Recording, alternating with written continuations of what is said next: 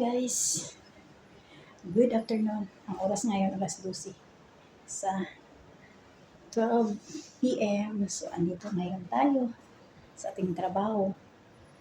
May bisita na naman kami magdatingan kasi yung mga young people.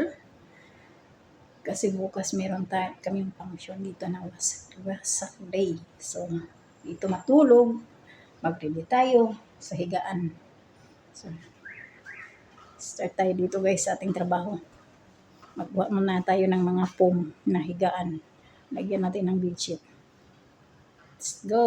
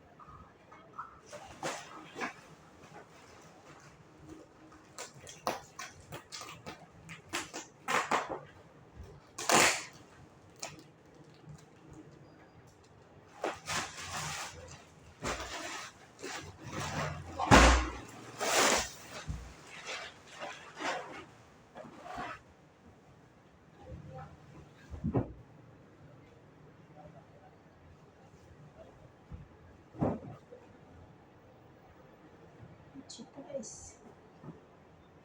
Luluto na punta. Hapunan, fried rice. So, isang tayo, isang gulay. So, itong buhay ko ngayon guys. Hirap. Lagay ko muna dyan ha.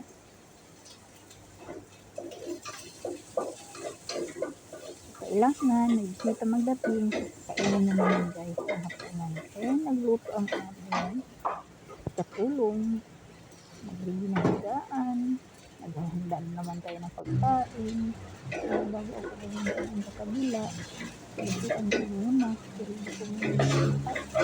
Ano po ang buhay ko guys. Grabe. Pero thanks God. Naya ko naman din. Ang katawang lupa. So ayan. Nag-fried rice tayo. So, simple namang luto. Pero namimiluwang mag-araw guys. Ayan. Tapos ko doon. Nag-ready ako ng mga higaan. Luto na naman tayo ngayon. Ito ang buhay ko guys. Kusina. Linis. Ayan. The next day. So ito guys, kalamansi, yung 10 kilo to siya, gawain ko siya ng juice. Kasi ibinta namin to. Ayan, ibabad ko muna sa tubig.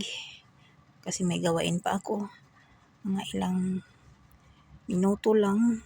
Kasi may gawain ko muna, ibabad ko muna sa tubig, hugasan. Bago ko hugasan siya.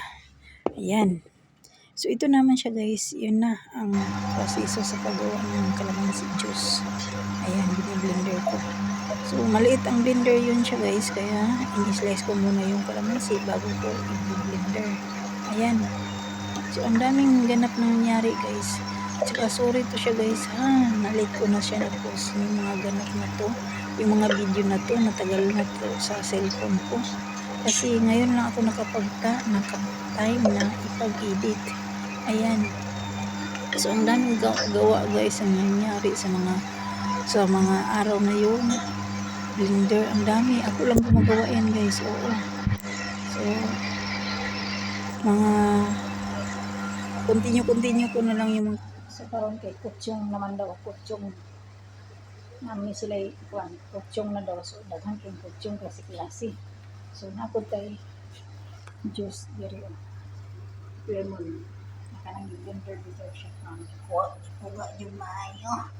Ipuga mo na niya resulta ang color.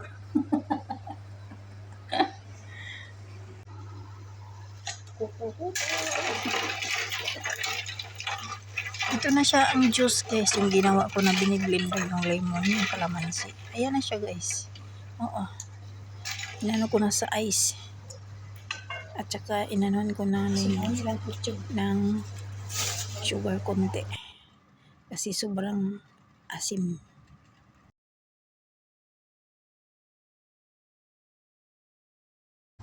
Kacang. Buto sa kanya mga klase-klase na ang laman ni. Bakit naman siguro ni.